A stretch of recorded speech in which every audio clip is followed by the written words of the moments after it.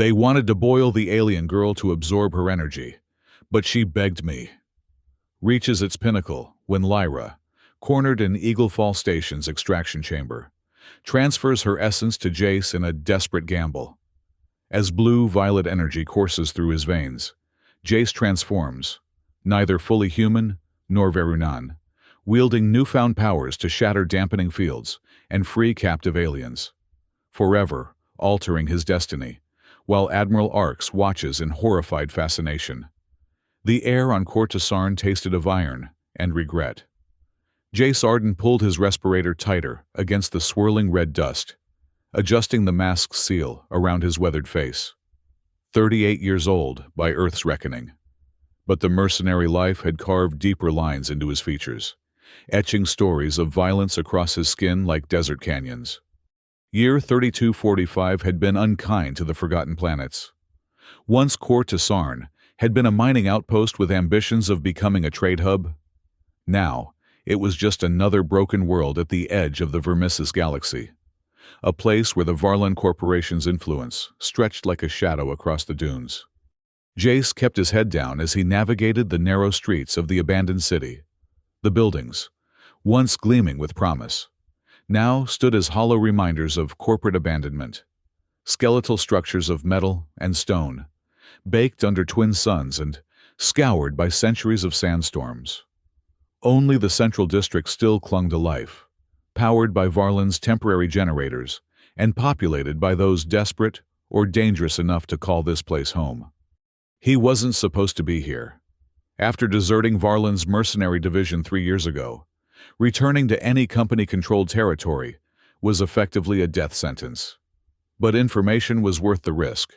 Rumors of a special auction had reached him through the criminal networks that served as the true government of the outer systems.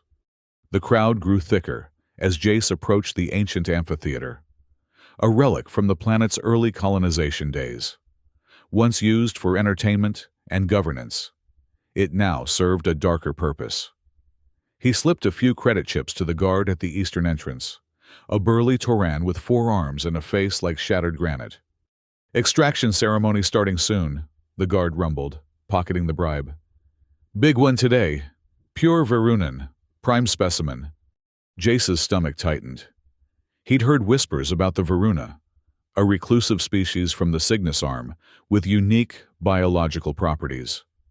Their rarity made them valuable, and in the Vermissus galaxy, valuable usually meant hunted. The amphitheater was a bowl carved from red stone, modified with modern amenities, energy shields, broadcast systems, and a central platform where once actors had performed ancient tragedies. Now, it seemed, real tragedies would unfold. Finding a spot against the back wall, Jace pulled his hood lower. At least 200 spectators had gathered, corporate representatives, black market dealers, private collectors, and the simply curious. He recognized the insignias of several interstellar conglomerates, including Varlan's distinctive silver hexagon. A hush fell as the lights dimmed. A holographic display materialized above the center stage, showing the Varlan corporate anthem and logo. Then a man stepped forward, tall, gray-haired, dressed in the immaculate white uniform of a Varlan executive. "Distinguished guests." The man's voice boomed through the amphitheater's acoustics. "I am Executive Director Krell, representing the Varlan Corporation's Biological Resources Division. Today, we demonstrate the ultimate achievement in energy extraction technology." The crowd murmured appreciatively.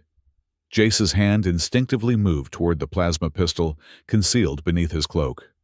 "For millennia, civilizations have sought sustainable energy," Krell continued. "Today, Varlan proudly showcases how select biological entities can provide that solution."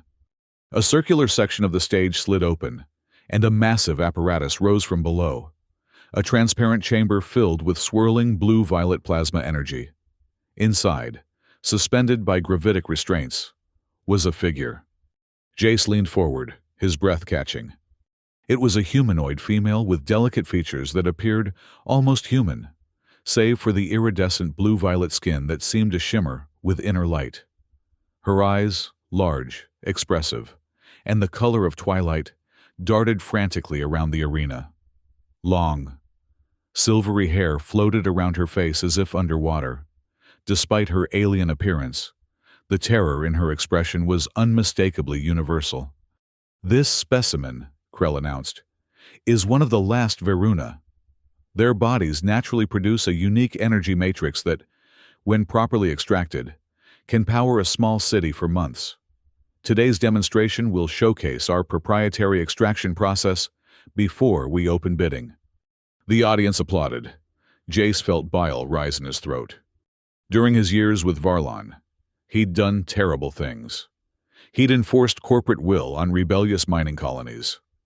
He'd escorted asset retrieval teams that were little more than slavers. But this was beyond anything he'd witnessed. The alien girl's gaze swept across the crowd, searching desperately for compassion in a sea of cold calculation. For a moment, just a fleeting instant, her eyes met his. "Help me." The words weren't spoken. They weren't even telepathic in the traditional sense. But something passed between them. A connection. A desperate plea that transcended language. Two technicians approached the chamber, adjusting controls on a panel. The plasma began to glow brighter, and the girl's body arched in obvious pain. "The process begins with cellular stimulation," Krell explained clinically. "As the subject's natural energy is agitated, it can be harmlessly siphoned." Harmlessly!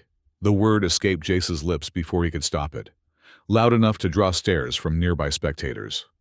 A woman in corporate attire smiled at him condescendingly. "It's just an alien, dear, legally classified as resource material under Galactic Commercial Code 557.B. Inside the chamber, the girl's silent scream was visible as her mouth opened wide, her body convulsing as the plasma brightened around her. Blue-violet energy began to visibly drain from her skin into collection nodes at the chamber's edges. Jace had seen enough. His hand closed around his plasma pistol. 3 years ago, he'd deserted Varlon after a mission gone wrong. Or rather, a mission gone exactly as planned, with civilian casualties dismissed as acceptable collateral damage. He'd promised himself never to serve corporate interests again.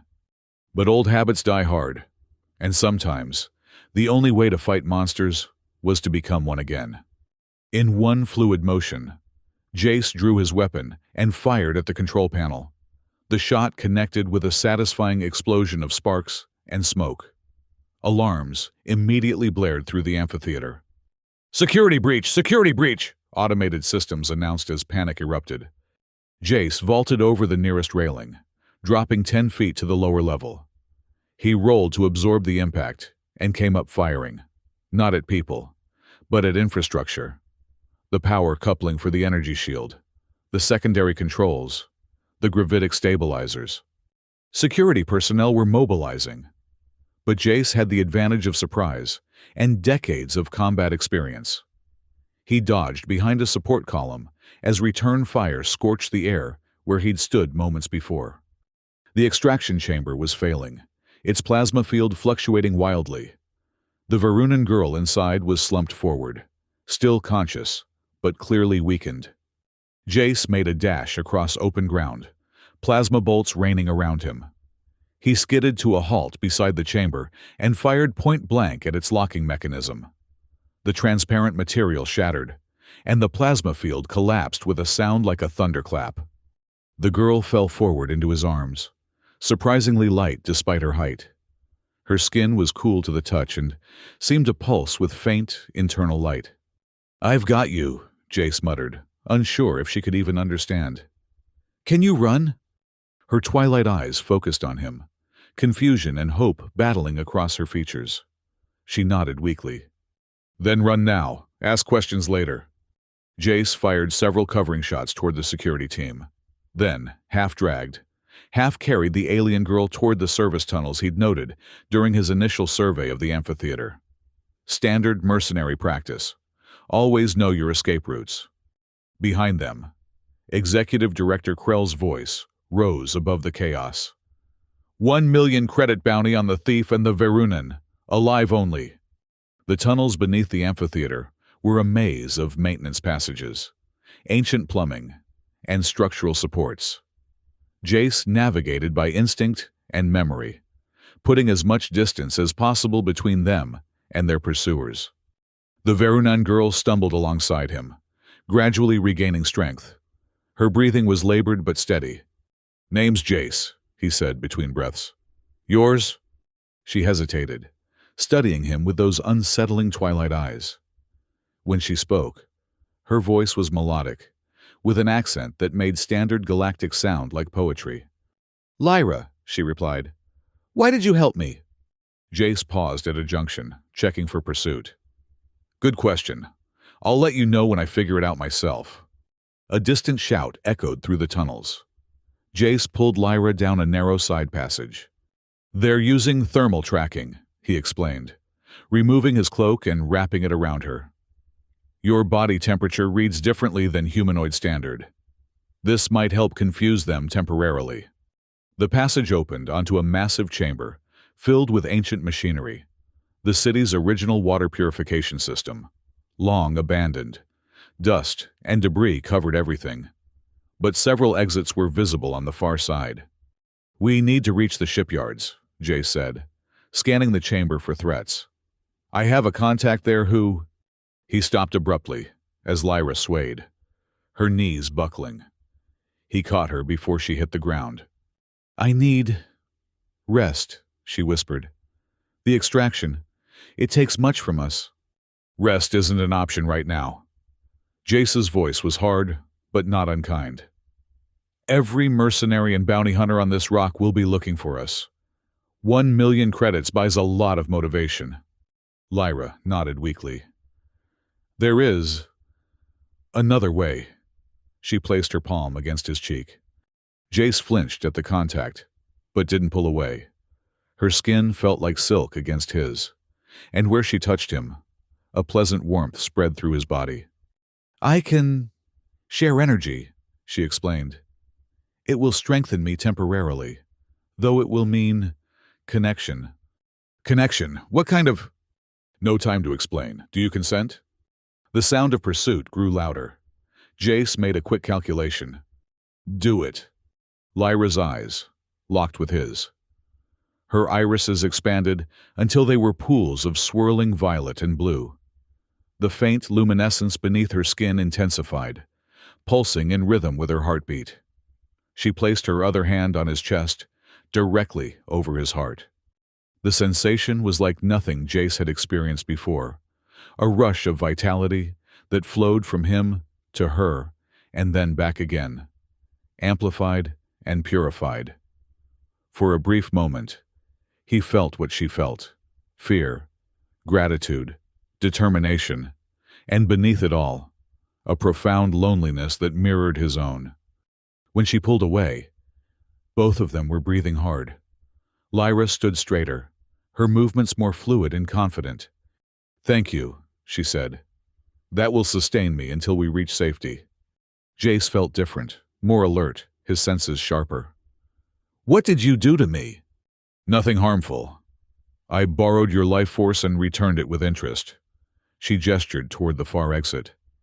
"We should move." They made their way across the chamber, navigating around massive filtration tanks and collapsed scaffolding. As they reached the exit, a voice called out from the darkness. Well, Jace Arden. They said you might show up eventually." A figure stepped into view, a woman in the sleek black armor of Varlin's elite security force. Her face was partially obscured by a tactical visor, but Jace recognized her instantly. "Rika." He positioned himself in front of Lyra. "Still playing corporate lapdog. I see." Lieutenant Rika Sol removed her visor, revealing sharp features and eyes cold as deep space. "And you're still a traitor, though I never figured you for an alien sympathizer." "Times change. People too, sometimes." Jace's hand hovered near his weapon. "You here alone, Rika?" She smiled thinly. "Would I be standing here talking if I weren't?" Jace assessed the situation. Rika had been his second-in-command, a brilliant tactician and deadly in close quarters. If she wanted them dead, she wouldn't have announced herself. "What's your game?" he asked. "I've got 30 seconds before the rest of the team tracks me here." She tossed him a small metallic disc. "Security override for the East Shipyard. Dock 17 has a Sparrow-class scout with pre-programmed navigation. Get off-world before Arx arrives." Jace caught the disc, confused. "Admiral Arx? Here?" "The Verunan Energy Extraction Program is his pet project. He's on his way from the Eagle Fall station." Rika glanced at Lyra. "Whatever she is, she's important enough to bring out the big guns. Why help us?" Rika's expression hardened. "Extraction Zone 5, the Toran refugee camp. You were right to leave after that mission. Jace, I should have gone with you." Before Jace could respond, Rika activated her visor and raised her weapon. "Now put your hands up and don't move," she said loudly, obviously for the benefit of approaching listeners. Jace understood. He grabbed Lyra's hand and ran for the opposite exit. "They're heading for the surface," Rika shouted behind them.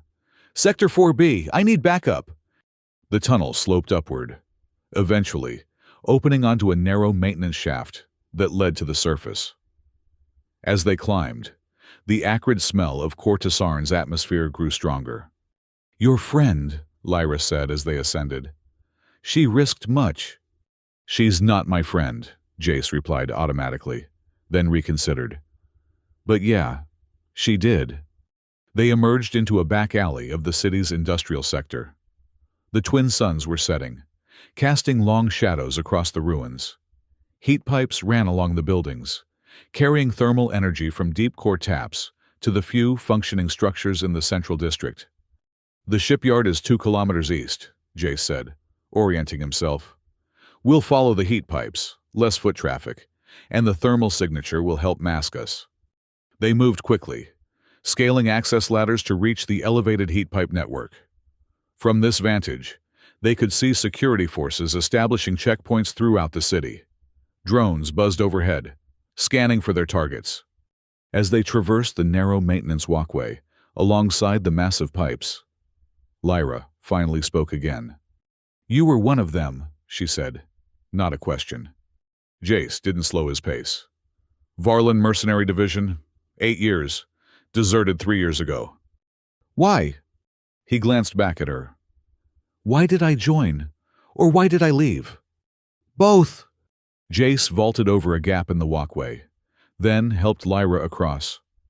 "I joined because I was good at fighting and bad at everything else. Left because..." He paused. "Let's just say I developed an inconvenient conscience." They continued in silence for several minutes, the only sounds their footsteps on metal and the distant wail of security alarms. "What about you?" Jace finally asked. "What's so special about the Veruna that Varlon's willing to pay 1,000,000 credits to get you back?" Lyra's expression darkened. "My people are energy beings, in a sense. Our physical forms are merely vessels for the energy that is our true essence. We can manipulate this energy, heal with it, share it, even reshape matter with it in limited ways." "That's what you did back there? Shared energy?" She nodded. "A small demonstration. At full strength, a Verunan can heal mortal wounds, extend life, even restore barren ecosystems." "Sounds valuable." "That is what Varlin discovered. They began hunting us 50 years ago, capturing those they could for research. When they learned to extract our energy without our consent, they called it a miracle power source." Her voice grew bitter. "They do not care that each extraction kills a little of what we are, that repeated extractions eventually leave only an empty shell." Jace absorbed this information as they approached the edge of the industrial sector. The shipyard lay just beyond, a sprawling complex of landing pads, maintenance facilities, and storage warehouses. "Your Admiral Arx," Lyra continued. "He developed a theory that consuming Verunan essence could transfer our abilities to other species. The extraction ceremonies are merely the first step. The ritual boiling is meant to concentrate our energy for consumption. Jace stopped walking. They're eating your people. In a manner of speaking. Yes. Though it is our energy they consume, not our flesh. Thus far, their experiments have failed. The energy dissipates too quickly outside our bodies. But they continue to try, and my people continue to die. A distant roar drew their attention skyward. A military transport was descending toward the central district, sleek, black, bearing Varlun's insignia. Arcs, Jace muttered. We need to move faster. They abandoned caution for speed, racing along the heat pipes toward the shipyard's eastern perimeter. When they reached the security fence, Jace used Rika's override disc on the access panel. The gate slid open with a hydraulic hiss. Dock 17 was located in the far corner of the yard, a small, private bay housing a single vessel. The Sparrow-class scout was an older model, but well-maintained, its hull gleaming dully in the fading light. Can you fly this thing? Lyra asked as they approached. I can fly anything, Jace replied, trying to project more confidence than he felt. In truth, he'd piloted Sparrows only in simulation, and that was years ago. The ship's entry ramp lowered at their approach. Rika must have programmed it to recognize them. Inside, the cockpit was compact but efficiently designed, with seating for 4 and a surprisingly advanced navigation system. Jace settled into the pilot's chair and began the startup sequence. The controls responded smoothly, display screens flickering to life.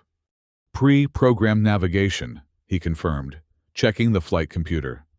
Coordinates for the Eagle Fall station, he frowned. That can't be right. Rika said arcs came from there. It is a trap? Lyra asked, strapping herself into the co-pilot's seat. I don't think so. Rika wouldn't. He stopped as realization dawned. She's giving us a shot at Arx's research. The extraction data must be stored at Eagle Fall. The ship's engines hummed to life, repulsors lifting it gently from the landing pad. Through the viewport, Jace could see security forces converging on the shipyard, but they were too late. Hang on, he told Lyra as he engaged the main thrusters. The Sparrow shot upward, breaking through Kor Tasarn's thin atmosphere in seconds. As the red planet dwindled behind them, Jace set the autopilot and turned to Lyra. In the ship's lighting, her blue-violet skin seemed to glow with an inner radiance, and her silver hair floated gently in the artificial gravity. Why did you help me? She asked again, her twilight eyes searching his face. Jace considered deflecting the question again, but decided against it. Because what they were doing to you was wrong, and because I've spent 3 years running from the things I did for Varlon. Maybe it's time I started making amends. Lyra nodded slowly. Redemption is a universal concept. It seems... Don't get too excited. Saving one alien doesn't balance the scales. He gestured toward the navigation display. Eagle Fall Station is 8 hours away at standard speed. You should rest while you can. And you? I'll keep watch. He patted his plasma pistol. Old habits. Lyra studied him for a moment longer, then nodded and retreated to the small crew quarters at the rear of the ship. Jace turned back to the controls, running a diagnostic on the weapon systems. The Sparrow was primarily a scout vessel, but it had modest defensive capabilities, enough to handle a drone or two, but nothing that would stand against military craft. As the ship hurtled through the void, Jace found his thoughts returning to the moment he'd locked eyes with Lyra in the amphitheater. That wordless plea for help had pierced something within him, a shell he'd carefully constructed around his conscience over years of mercenary work. His comm unit chirped, indicating an incoming transmission. Jace hesitated, then accepted the call. Rika's face appeared on the small screen, her expression tense. Tell me you're off-world. Just broke atmosphere. What's happening down there? Arx has ordered a full lockdown and deployed hunter-seekers.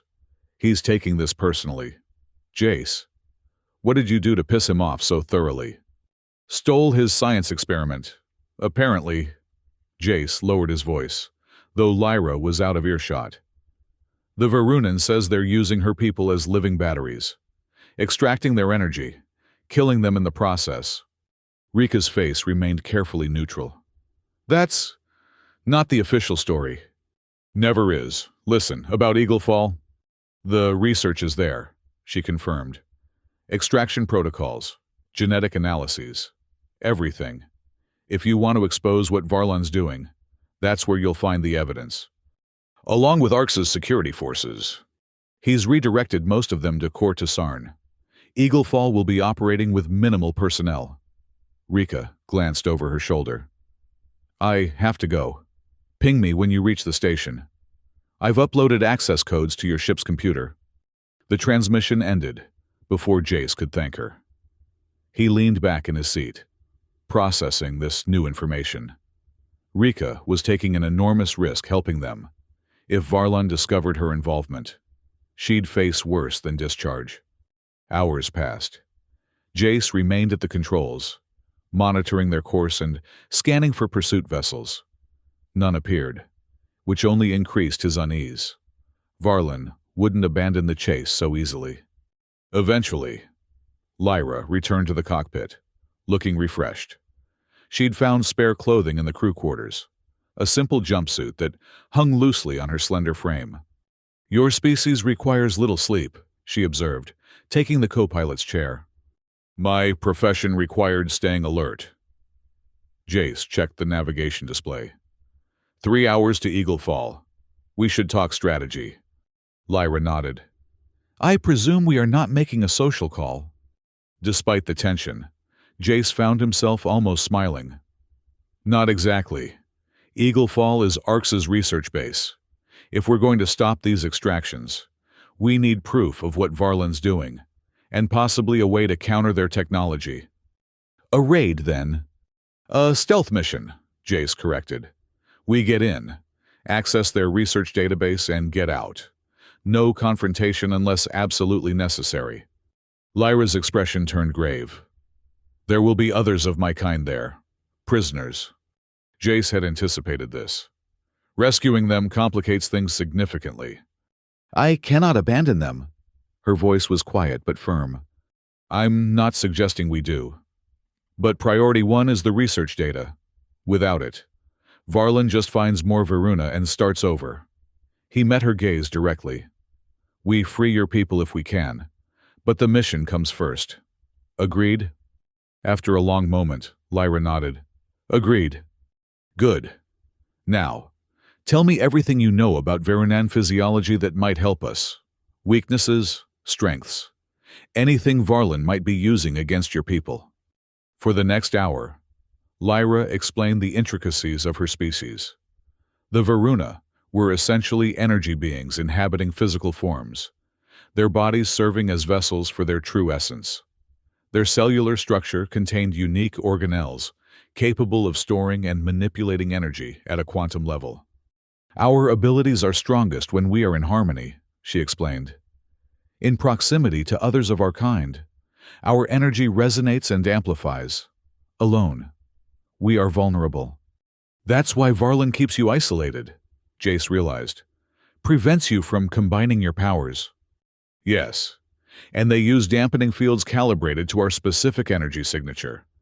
These fields do not harm us directly, but prevent us from accessing our abilities. Can these fields be disrupted? Lyra hesitated. Theoretically, yes. A precise electromagnetic pulse might destabilize them temporarily, but I lack the technical knowledge to create such a device. Leave that to me.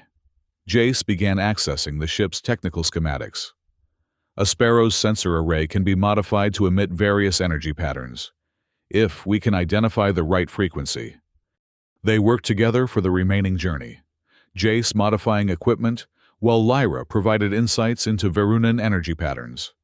By the time Eagle Fall Station appeared on their scanners, they had constructed a crude but potentially effective countermeasure to Varlon's dampening technology. Eagle Fall was smaller than Jace had expected, a research station rather than a military installation. It consisted of a central hub with 4 extending arms. rotating slowly to generate artificial gravity. Solar collectors extended from the upper section, gathering energy from the nearby star. Minimal defenses, Jace noted as they approached. 2 auto turrets, standard shield configuration. Nothing a scout ship couldn't handle. Perhaps too easy, Lyra suggested. Definitely too easy. But Rika provided clearance codes, so they're expecting this ship. He engaged the communication system. Let's see if they're expecting us. The response was immediate. Incoming vessel. This is Eaglefall Control. Transmit identification and purpose. Jace sent the codes Rika had provided. There was a tense moment of silence before Control responded. Confirmed. Supply transport Epsilon. Proceed to Docking Bay 2. Be advised, station is operating under Security Protocol Theta due to recent incidents. Acknowledged. Control. Beginning approach. Jace guided the Sparrow toward the designated docking bay, his instincts screaming that this was too simple. Either Rika had incredible influence within Varlon, or they were flying into a trap. As they docked, Jace turned to Lyra. Stay close to me. If things go sideways, head back to the ship. The autopilot can return you to the nearest neutral territory. She placed a hand on his arm. We entered this together. Jace Arden. We will leave together. The docking procedure completed with a metallic thunk as the airlock sealed against the station's access port. Jace performed a final check of his equipment. Plasma pistol, the modified scanner that might disrupt dampening fields, and a data spike for accessing Varlon systems. Ready? He asked. Lyra nodded, her twilight eyes resolute. The airlock cycled open, revealing an empty docking bay. No security personnel, no greeting committee, just the sterile environment of a space station operating at minimal capacity. They moved cautiously into the station. The corridors were brightly lit, but eerily quiet, their footsteps echoing on the metal flooring. Directional signs indicated that research facilities were located in the station's Alpha arm, while detention areas were in the opposite Gamma arm. We'll need to split up, Jace said reluctantly. I'll access the research database while you locate the other Varuna. Is that wise? You said the mission comes first. It does. But we can accomplish more working in parallel. He handed her the modified scanner. Use this if you encounter dampening fields. It should create a temporary disruption, enough for you to use your abilities in an emergency. Lyra accepted the device, studying it briefly before securing it to her borrowed jumpsuit. How will we communicate? Jace removed a small earpiece from his jacket and gave it to her. Short-range comm. Works anywhere on the station. When you find your people, don't attempt rescue. Just report their location and condition.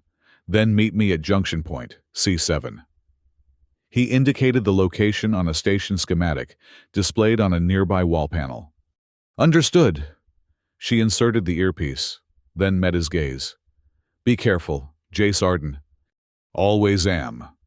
He checked his weapon one last time. 1 hour. If either of us doesn't make the rendezvous, return to the ship and leave. They parted at the next junction, Lyra heading toward the detention areas, while Jace made his way to the research sector. The station's reduced staffing was evident. He encountered only 2 technicians, both too absorbed in their work to question his presence. The research facilities occupied the entire Alpha arm, laboratories, data centers, and testing chambers extending outward from the central hub. Jace located the main server room with relative ease, using Rika's access codes to bypass the security door. Inside, banks of computer systems hummed with activity, processing and storing vast amounts of data. Jace connected his data spike to the primary terminal and began the search for extraction protocols. What he found sickened him. Detailed records of experiments on Varunan subjects, hundreds of them over decades. Methodical documentation of extraction techniques, refined to maximize energy yield while extending the subject's useful lifespan. Genetic analyses attempting to isolate the specific markers that granted Varuna their abilities. Most disturbing were Admiral Arx's personal logs, outlining his ascension theory, the belief that consuming concentrated Verunan energy could transfer their powers to humans. The logs detailed failed attempts, subjects who died in agony or descended into madness after ingesting the alien essence. Arx's most recent entries revealed a breakthrough, a stabilization method that might allow successful transfer. The key component was a specific brainwave pattern present during the extraction process, a pattern that could only be generated by a Verunan in extreme distress. In other words, torture was a necessary part of the procedure. Jace downloaded everything, his disgust growing with each new revelation. When the data transfer completed, he was about to disconnect when a file labeled Anomalous Subject J.A. caught his attention.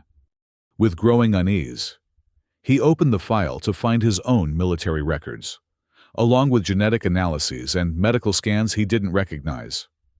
Notes from Arx himself indicated that Jace had demonstrated unusual compatibility markers during routine screening years ago, markers similar to those found in successful test subjects. Jace had been tagged for the Ascension Project before he'd even deserted. Arx had been monitoring him ever since, apparently waiting for an opportunity to bring him back into the fold, willingly or otherwise. The revelation was interrupted by Lyra's voice in his earpiece. "Jace, I've found them. Detention block G-19. At least 20 of my people. Possibly more." "Condition?" he asked, forcing himself to focus on the mission. "Alive but weakened. Heavy security. 6 guards and automated systems. The dampening fields are stronger than anticipated." Jace disconnected the data spike. "Hold position. I'm on my way." As he exited the server room, an alarm began to wail throughout the station. A computerized voice announced, "Security breach detected. All personnel implement lockdown protocol. This is not a drill." "Lyra, situation?" Jace called as he ran through the corridors toward the Gamma arm. No response. "Lyra, do you copy?" Static filled the earpiece. Then a voice. Not Lyra's, but one Jace recognized from countless mission briefings. "Hello, Jace." Admiral Arx's tone was conversational, almost friendly. "I was beginning to think you'd never come home." Jace slowed, pressing himself against a wall as security personnel rushed past an intersecting corridor. "Arx, I should have known this was too easy." "On the contrary, Lieutenant Saul's betrayal was quite unexpected. Rest assured, she's being dealt with accordingly." A cold knot formed in Jace's stomach. "Where's the Verunan?" "Your blue friend? Currently enjoying our hospitality in the primary extraction chamber. She'll be joining her compatriots shortly, after she helps me with a special procedure I've been developing. One I've been saving specifically for you. I've seen your research. Arx, your ascension is a pipe dream. The human body can't process Verunan energy. Most human bodies, yes. But you, Jace, you're special. Your genetic markers indicated compatibility long before you deserted.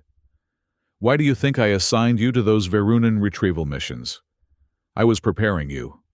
Jace moved carefully through the station, avoiding security patrols as he made his way toward the central hub.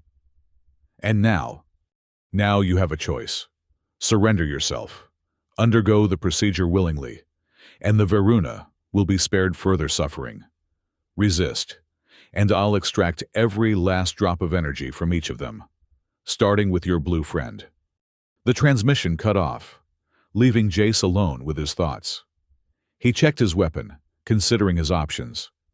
The smart play would be to return to the ship, escape with the research data, expose Varlin's operation from a safe distance. But that would mean abandoning Lyra and her people. And despite his earlier words about priorities, Jace found he couldn't do it.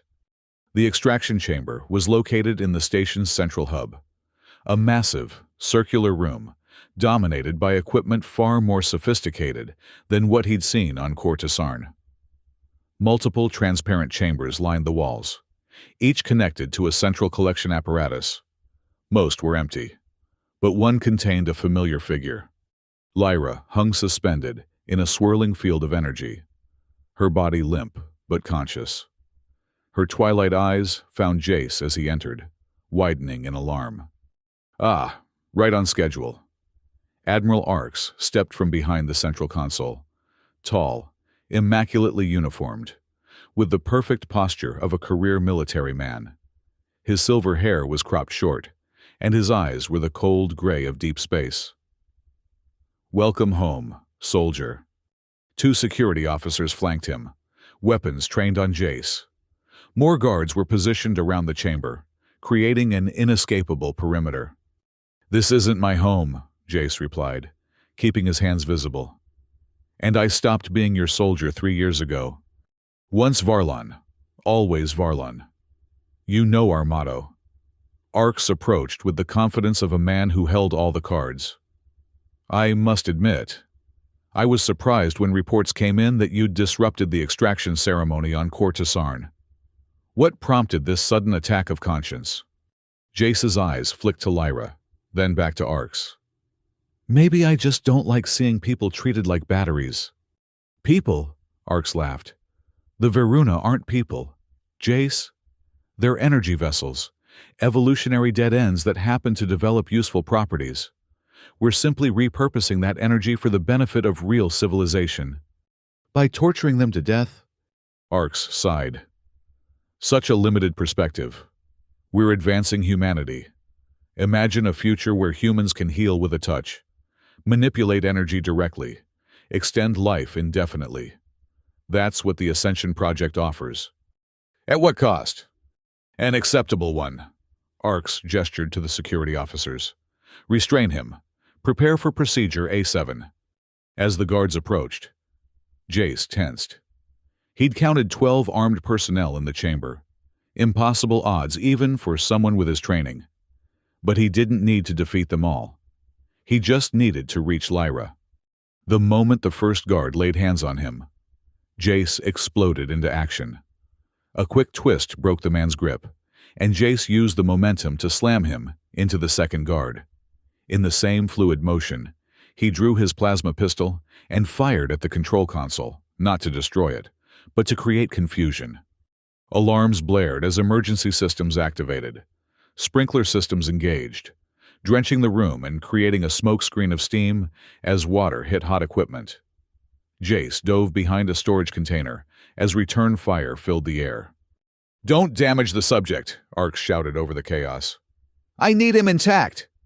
Jace used the momentary hesitation to make his move. He sprinted toward Lyra's chamber, firing precisely at the support struts rather than the chamber itself. The structure groaned, then collapsed partially, creating an opening in the transparent material. Plasma bolts scorched the air around him as he reached the chamber. Lyra was still suspended in the energy field, her eyes now alert and focused. "The dampening field," she gasped. "Disable it." Jace fumbled for the modified scanner, activating it with trembling fingers. For a moment, nothing happened. Then the energy field fluctuated, its color shifting from suppressive red to neutral white. Lyra's body tensed, her back arching as if electricity coursed through her. The ambient light in the chamber dimmed as she began to glow with inner radiance, blue-violet energy swirling around her like a personal aurora. With a sound like shattering glass, the energy field collapsed completely. Lyra dropped to the floor, landing with unexpected grace. Her skin now pulsed with visible power, and her eyes had transformed into pools of luminescent energy. "Stand down," Arx commanded, his voice edged with the first hint of fear. "All units, deploy countermeasures." Security personnel scrambled to activate additional dampening fields, but Lyra moved with supernatural speed. She placed her hand on Jace's chest, just as she had in the water purification chamber on Kortasarn. "I cannot defeat them alone," she said, her voice resonating strangely. "Will you accept what I offer? There will be no returning from this path." Jace didn't fully understand, but he nodded. "Do it." The connection that formed between them dwarfed their previous energy exchange. Lyra's essence flowed into him like a tidal wave of sensation. Not just energy, but memory, knowledge, identity. For a moment, he experienced life through Verunan perception. The universe is a vast network of energy patterns, beautiful and terrible in its complexity. Jace gasped as new awareness bloomed within him. His body felt lighter, stronger, charged with power he didn't understand but instinctively knew how to use. Blue-violet light shimmered beneath his skin, pulsing in rhythm with his heartbeat. "Impossible," Arx whispered, staring at the transformation. "The transference shouldn't work without the extraction process."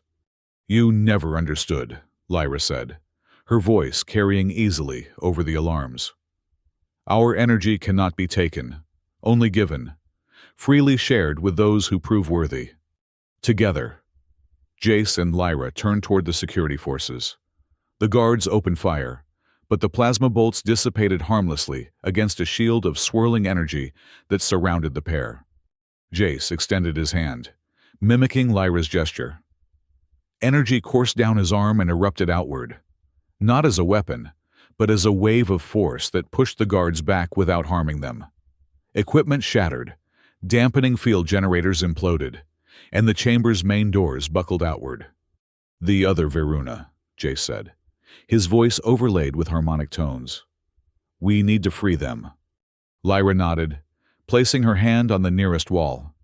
Energy flowed from her palm into the station systems, overriding security protocols and releasing locks throughout the detention area. Alarms changed pitch as new alerts triggered. "What have you done?" Arx demanded, backing away as the floor beneath him trembled. "Created a choice," Jace replied. "Your personnel have 15 minutes to evacuate before this station's containment systems fail. Enough time for everyone to reach escape pods, if they leave now."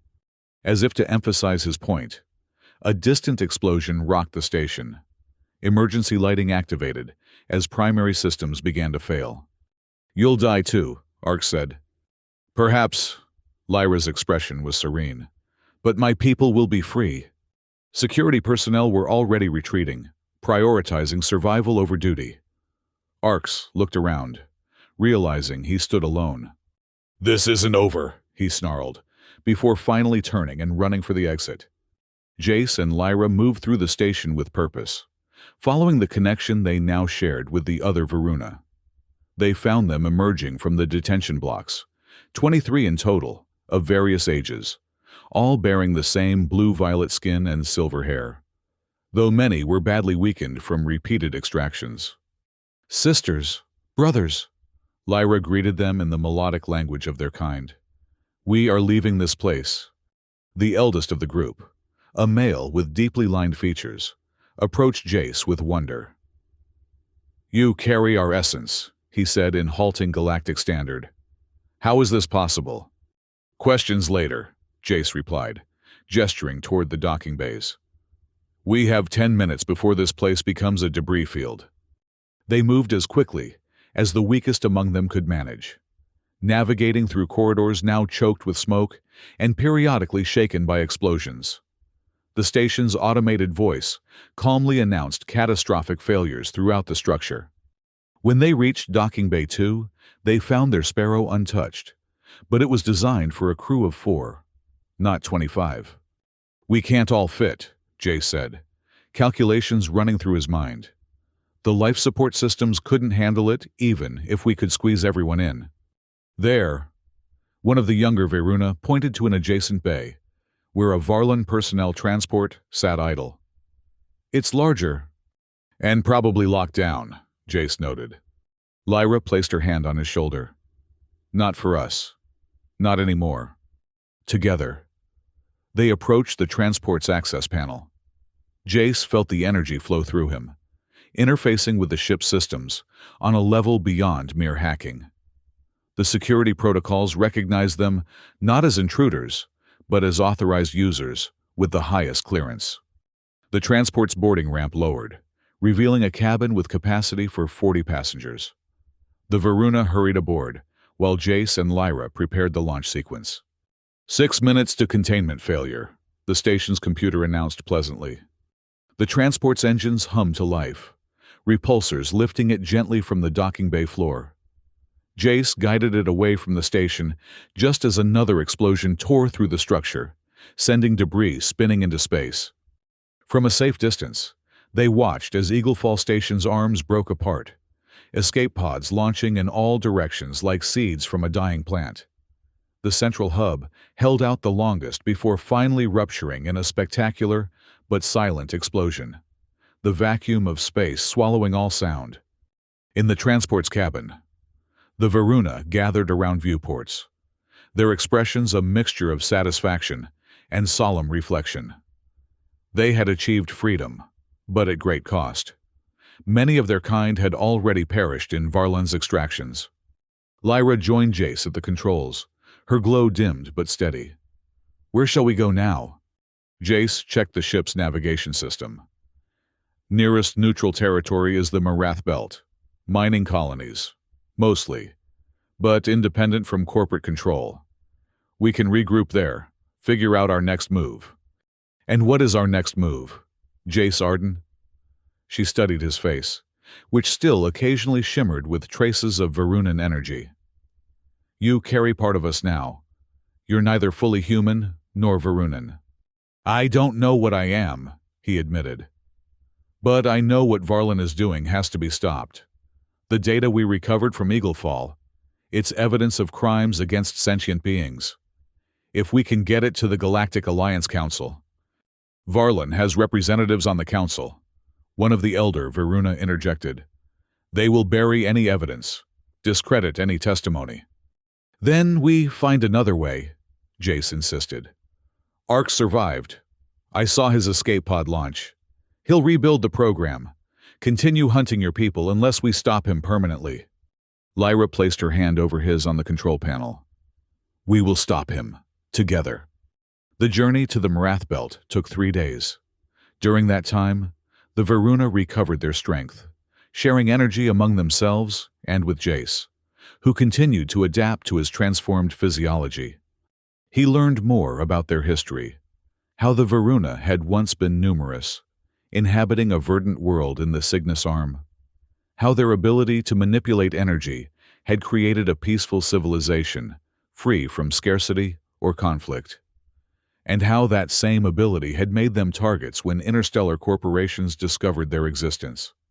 The first extractions had begun as scientific curiosity, then escalated to systematic exploitation as Varlan realized the commercial potential.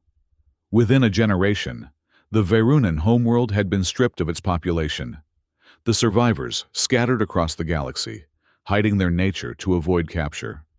When they finally reached the Marath Belt, Jace navigated to a remote outpost he'd used during his desertion years, a converted asteroid with basic amenities and, most importantly, no questions asked. The facility's proprietor, a grizzled Centaurian named Vorex, raised his 4 eyebrows at the sight of 24 Varuna disembarking from a stolen Varlan transport, but accepted a generous payment for accommodations without comment. Once settled in the outpost's largest common area, Jace accessed the data he'd stolen from Eagle Fall. The Varuna gathered around as he displayed the evidence of Varlan's crimes on a large view screen. Extraction protocols, genetic research, Admiral Arx's personal logs detailing the Ascension project. "This would be enough to convince any reasonable authority," Jace said. "But the Elder is right. Varlan's influence extends throughout the Galactic Alliance. They'll block official channels." "Then we use unofficial channels," Lyra suggested. "Resistance networks, independent media, planetary governments outside corporate influence."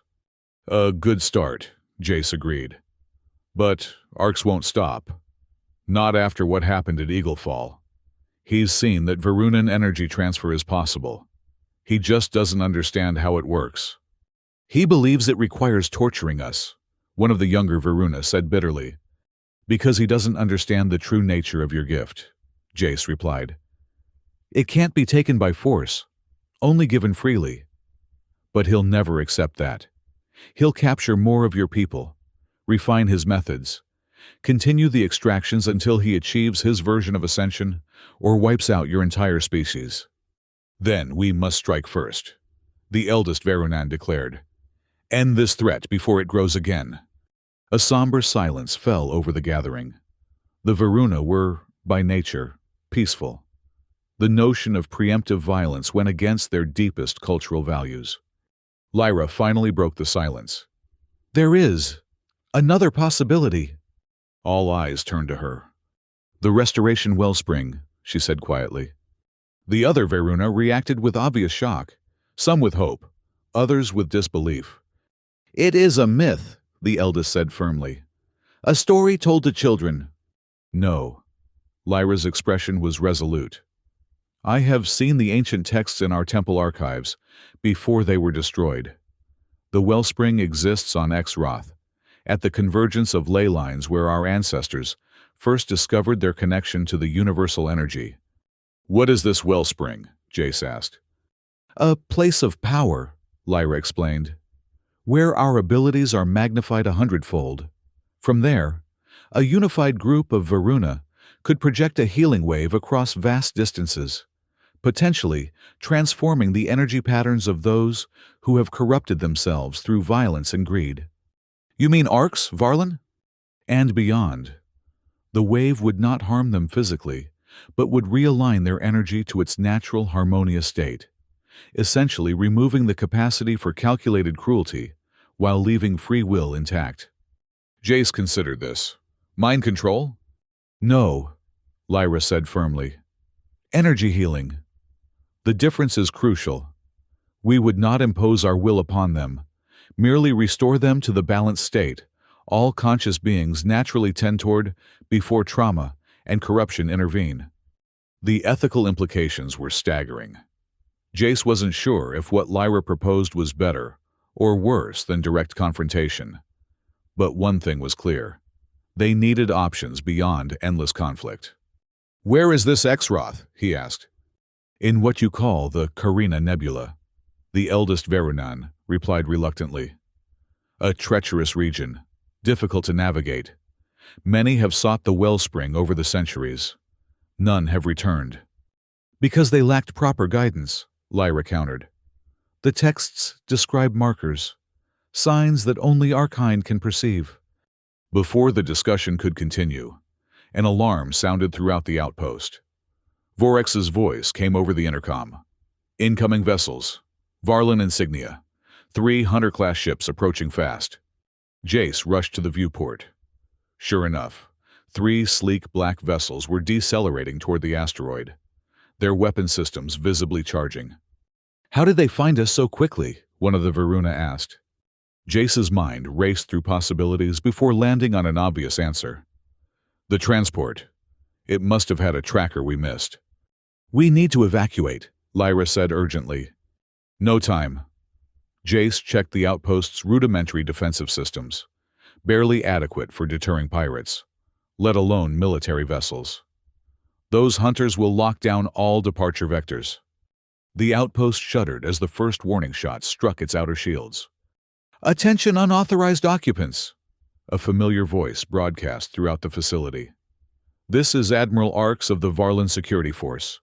Return Varlin property, both the transport vessel and the biological specimens, and you will be permitted to leave unharmed. Jace looked at the gathered Varuna, their faces showing determination despite the fear. They were not biological specimens, and he would die before allowing them to be treated as such again. Lyra, he said quietly. This wellspring, could it be our answer? She nodded. If we can reach it, then that's what we do. He turned to address the group. I need a diversion to reach our ship. Something dramatic enough to keep those hunters occupied while we break away. The Varuna exchanged glances, a silent communication passing between them. Then, as one, they raised their hands toward the ceiling, channeling their energy in a synchronized pattern. The outpost's lights flickered, then stabilized at twice their normal brightness. Energy coursed through the structure's systems, overloading some components while enhancing others. The defensive shields, previously at minimal capacity, suddenly flared with power. "What are you doing?" Jace asked, amazed. "Giving you your diversion," the eldest replied, strain evident in his voice. "We cannot hold this long. Minutes only. Go." Jace understood. "You're coming with us." "No." The elder's expression was serene. "Our numbers would slow you, make pursuit too easy. Some must remain to ensure others survive. This is our choice, freely made." Lyra stepped forward, clearly torn. "Elder!" "Go, daughter." He interrupted gently. "Find the wellspring. Complete what our ancestors began. We will join you in the great energy when our time comes." Tears shimmered in Lyra's eyes, but she nodded in acceptance. Jace felt a lump in his own throat as he realized the sacrifice being offered. "I'll make it count," he promised. "We know you will," the elder replied. "Now go, before our strength fails." Jace grabbed his data spike and the most essential supplies. Lyra joined him at the exit, pausing for one last look at her people. The Varuna had formed a circle, their combined energy creating a pulsing sphere of blue-violet light that grew steadily brighter. Together, Jace and Lyra raced through the outpost corridors, toward the docking bay, where their original Sparrow scouts still waited. Outside, the hunter vessels were firing continuously now, their weapons deflected by the mysteriously enhanced shields. As they reached the ship, the entire asteroid shuddered violently. The Varunan energy sphere had expanded to encompass the outpost's power core, creating an overload cascade. "They're going to detonate the entire facility," Jace realized as they boarded the Sparrow. "Take out the hunters with them." Lyra's face was grim as she strapped into the co-pilot seat. "A warrior's end, to save their kin. My people were peaceful, but never weak." Jace initiated the fastest launch sequence of his career, overriding safety protocols and redlining the engines. The Sparrow shot from the docking bay like a bullet, narrowly avoiding debris as the outpost's outer structures began to fail. Behind them, two of the hunter vessels had realized the trap and were attempting to withdraw. The third, either more stubborn or less fortunate, remained in close proximity to the asteroid. Jace pushed the Sparrow to maximum acceleration, putting as much distance as possible between them and the imminent explosion. When it came, it was both beautiful and terrible, a sphere of blue-violet energy expanding outward from the asteroid, engulfing the nearest hunter and severely damaging the second before dissipating into the void. "They succeeded," Lyra whispered, tears streaming down her face as she watched through the viewport. "Their energy lives on in the pattern." Jace set course for the edge of the Marath Belt, programming a series of navigational jumps that would make them difficult to track. The surviving hunter was in no condition to pursue immediately, but Arx would send more. "We need to disappear for a while," he said. "Regroup, plan our approach to Exroth." Lyra nodded, wiping away her tears. "I have the coordinates from the ancient texts, but the journey will be perilous. The nebula distorts navigation systems, and the wellspring itself is hidden by energy fields that confuse conventional sensors. So we'll use unconventional methods." Jace gestured to the blue-violet energy, occasionally shimmering beneath his skin. "I'm hardly conventional myself anymore." A faint smile touched Lyra's lips. "No, you are not. You are something new, Jace Arden. Perhaps the beginning of what my people always hoped for. A bridge between species, sharing gifts rather than taking them." The Sparrow entered its first hyperspace jump, the stars elongating into streaks of light before vanishing completely. In the momentary quiet that followed, Jace reflected on how much had changed in just a few days. He'd begun as a deserter, a man running from his past. Now he carried the literal essence of another species within him, bound to a mission that might reshape the galaxy's future. "Do you think it will work?" he asked. "This wellspring, can it really change people like Arx? Make them better?" Lyra considered the question carefully. "The texts speak of a great healing, a restoration of natural harmony. I believe it can work, yes, But it requires something from us as well. Absolute clarity of purpose, free from hatred or vengeance. That might be a problem, Jace admitted. I'm not exactly overflowing with forgiveness for Varlon right now. Nor am I, Lyra agreed. But by the time we reach Exroth, we must find that clarity, or the Wellspring's power could be as destructive as it is healing. The ship emerged from hyperspace in an uncharted region, automatically preparing for its next jump. Through the viewport, a field of stars stretched to infinity, beautiful and indifferent to the struggles of those who traveled among them. We'll find a way, Jay said, more to himself than to Lyra. We have to. As the Sparrow began its second jump, a proximity alert sounded. A Varlon hunter had somehow anticipated their route and was closing fast. So much for disappearing, Jace muttered, taking manual control of the ship. Looks like Arx isn't giving up easily. Lyra's expression hardened with determination. Neither are we. The hunter launched missiles, forcing Jace into evasive maneuvers. The Sparrow, though smaller and more agile, lacked the weaponry to fight back effectively. I have an idea, Lyra said suddenly. The energy we share, we can project it beyond ourselves, create a disruption field. Worth a try. Jace stabilized their course momentarily. What do I do? Focus the energy through your intent, she instructed, placing her hand over his on the control panel. Visualize it extending from the ship, reaching toward our pursuer. Jace closed his eyes, concentrating on the alien energy that now flowed through his veins. He pictured it streaming from the Sparrow like solar wind, enveloping the hunter vessel, interfering with its systems. A tingling sensation spread from his chest to his extremities, intensifying until his entire body hummed with power. Beside him, Lyra gasped as their energies synchronized, amplifying each other. Through the viewport, a wave of blue-violet light erupted from the Sparrow, rippling across space toward the hunter. When it made contact, the effect was immediate. The pursuing vessel's lights flickered, its engines sputtered, and its weapon systems went offline.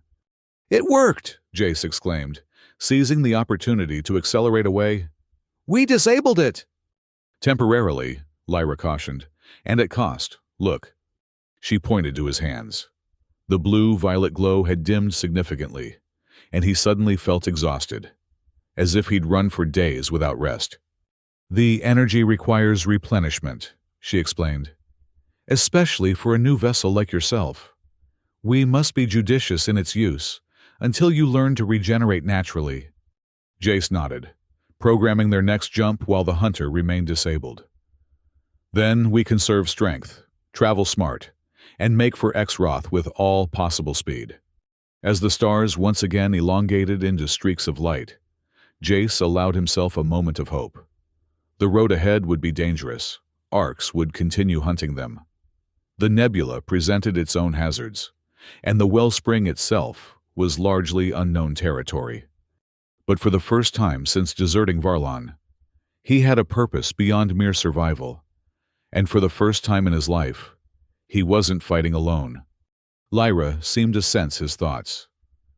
We will reach the wellspring, she said with quiet confidence. And when we do, we will end this cycle of violence, not with more violence, but with healing. Jace wasn't entirely convinced that healing was possible for someone like Arx, or for a corporation as corrupt as Varlon.